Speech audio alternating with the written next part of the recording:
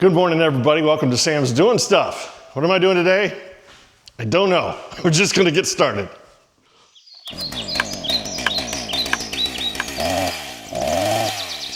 Well, the first thing I want to do is I want to get this box open. This is a product sent to me by a company called SeeSii, S-E-E-S-I-I, I think. I've never heard of them before, but I looked at their stuff and they got a bunch of products. You know, all kinds of electronic tools, battery powered tools, whatever, you know, your typical. So they wanted to send me this battery powered pole saw to try out. So of course I said yes. As a matter of fact, this is a product that someone sent me that I know I can actually use. I need this. So with it all unboxed here, this is what it comes with. Okay, we've got the pole. This is not a saw, this is just a pole. This is the saw. So the cool thing about this, like I said, that I haven't seen in other pole saws, is you can remove the end and now you've got just a nice little handheld saw. Imagine taking this around on your tractor or lawnmower and being able to trim off, that's what I'm gonna do with it today. Trimming off low branches that are gonna hit the top of your ROPS. I like that a lot. This is kind of nice. They sent an extra chain. So there's a chain on the saw and they send you an extra chain. I don't think I've ever had that happen before. 2 batteries, that's pretty cool. They're 21 volt. Does it give the hours on it? I don't know how long it'll last, but of course we'll test that. I need to get these charged. The charger, speaking of which, is just a plug. So I don't know if that plugs directly into the battery or we're gonna figure that out. Pair of gloves. That's kind of nice, I guess, a little thoughtful. This handle goes on something somewhere. And then a shoulder strap, which I have never used a shoulder strap on any of my pole length tools. So I don't know if I'll use that or not. But that's everything. First off, the little handle is meant to screw into the side of this saw to make it more like a, we're just gonna take that off. It'll just get in the way. The batteries do have a very small hole, inlet, plug, whatever you want to call it. It's where the battery charger plugs into it. These look very familiar to me. Let's go down to the barn. I want to check something. So I brought up a Makita battery from down at the barn. This here on your left, I guess, is the Makita battery. The only difference is this little yellow tab on it. And that might prevent it from hooking into the Makita charger. I'm gonna try it. So here's my Makita charger. And like I say, that yellow tab thing probably doesn't allow it. Nope. Yeah, it won't fit on there. It's exactly the same. I mean, there's another, but that yellow tab lines up with the yellow tab in the charger and that hooks on. It's close, but it's just different enough that it won't work. Well, the SeeSii battery won't fit on the Makita charger, but will the Makita battery fit on the SeeSii tool? Nope. Nope, won't do it. Yep, there's just that little subtle difference. Oh well, they looked really similar, so I had to find out. Now you know too. That's an important bit of information because once you start buying batteries, you're kind of stuck with that tool. The batteries are probably the most expensive part. So we'll just plug this in and we're gonna let that charge fully. It's got a little charge indicator here. I don't see anything. Oh, right back here, the red light's on. So I guess that means it's charging. Anyway, you push this button and it tells you how much charge is left. It's set, wait, let's unplug it. All right.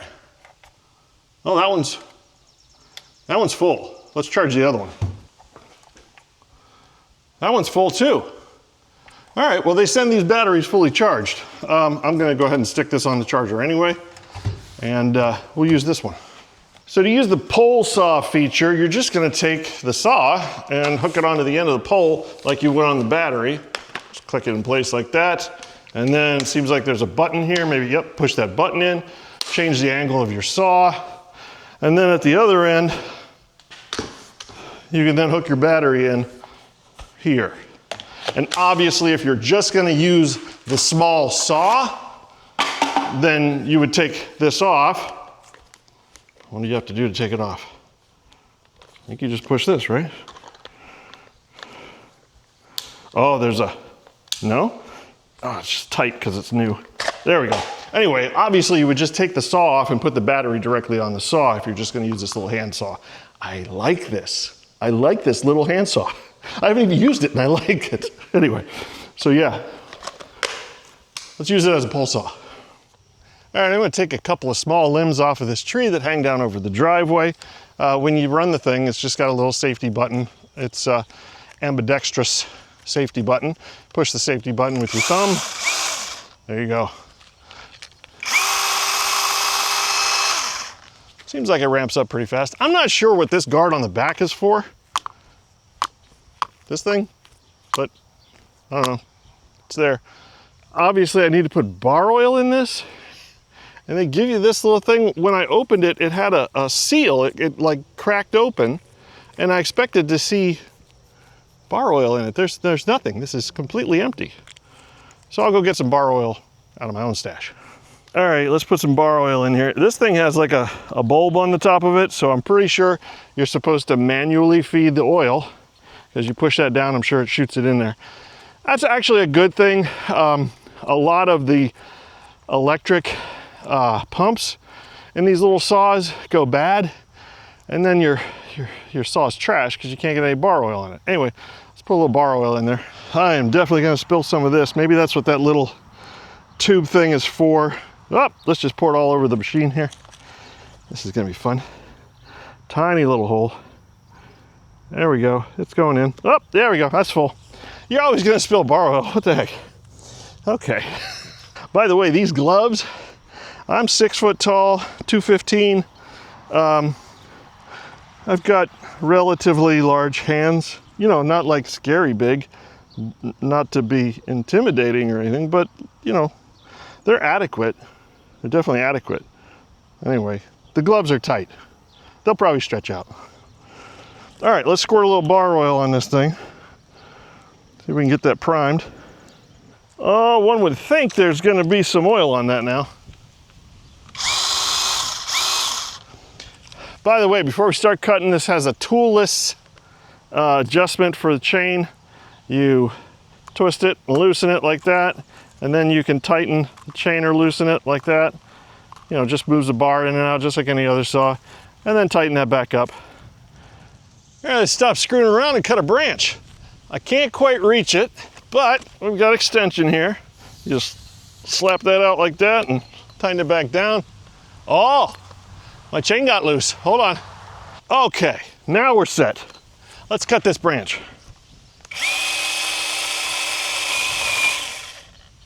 You know, I usually like to come under a branch like this first so that it doesn't peel away. And that guard on it is a little bit of a pain. It's spring loaded, it has to be there. Well, maybe I can work it. If you take this and push it down, there we go, okay. There we go, we cut the bottom now. Boy, it's grippy, there we go. All right, I got this little tiny one that hangs down, and I just want to cut, it's way up there. So I got another length of extension here. See how high we can reach. Oh my goodness, it's like spring load. Must be air? That's weird. There's air trapped in here, and it's, there we go, okay. That's pretty good long. I don't know if I can reach that or not. Way up there. That's pretty darn long, wow.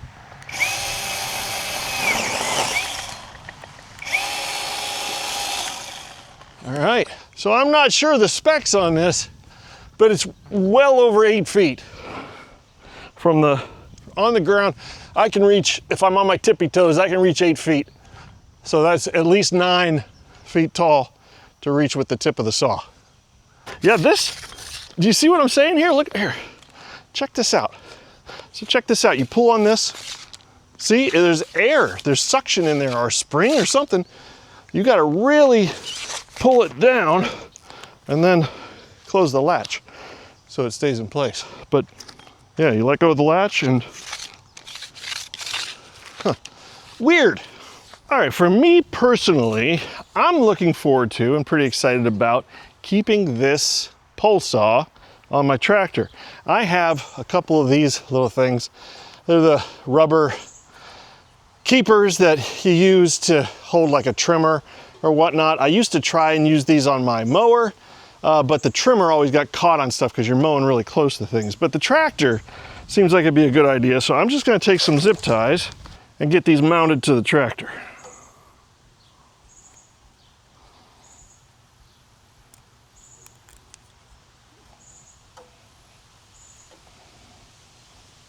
Right about there.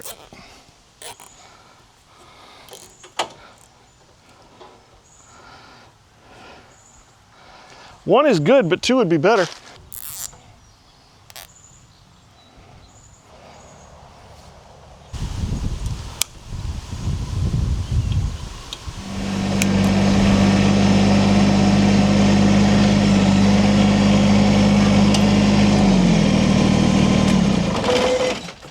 Now, to me, and probably to many of you too, a pole saw is just a pole saw. But what is most exciting to me about this is that I'm gonna just take this little saw off the front here, take the battery off the back, and I don't wanna carry these long branches with me when I go clean all this up. So let's just cut them down to size.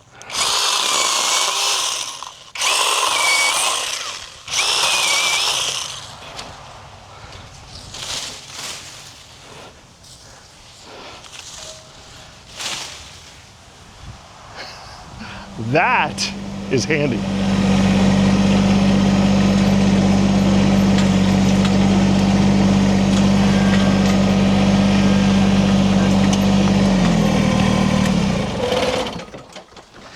I've got some thicker branches on this walnut tree. I would say this is a light duty tool. I would not go, I don't know if I'd take it on a tree job, you know what I mean? Maybe it'd be nice for limbing, I don't know. I don't know how well it would hold up, that time will tell. But this will be a good test. They're a little bit thicker branches. This is an 8-inch bar that comes on this. You know, it's a small chain, not super robust, if you know what I mean. But we'll give it a shot. I don't even think I need to lengthen it out for this one.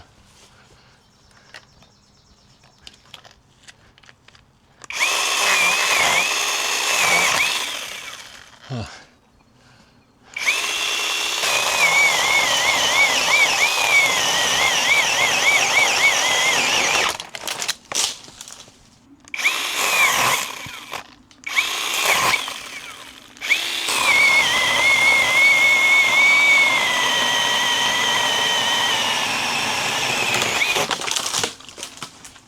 Nice.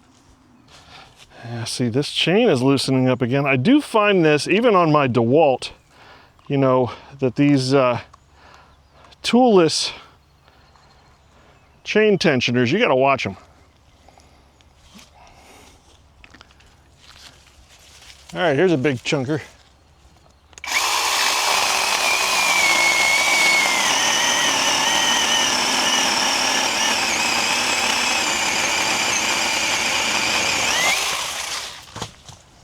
That strained a little bit on that one.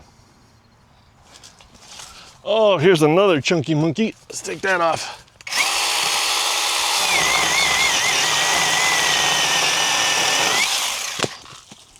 This will be the last one on this tree. I don't think there's anything alive on that branch. Yeah, that whole thing needs to come off.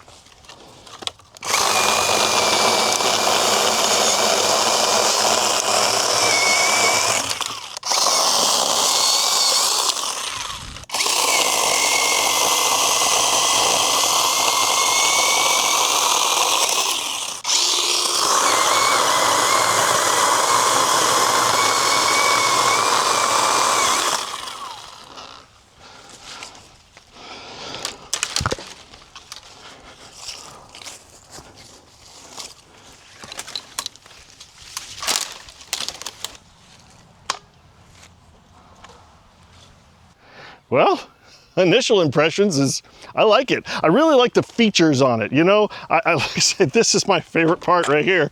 Just to be able to take this off and use this. Oh, that's going to be so handy. And I don't know, like I say, light work. I wouldn't go too crazy with it, but it's perfect for what I just did.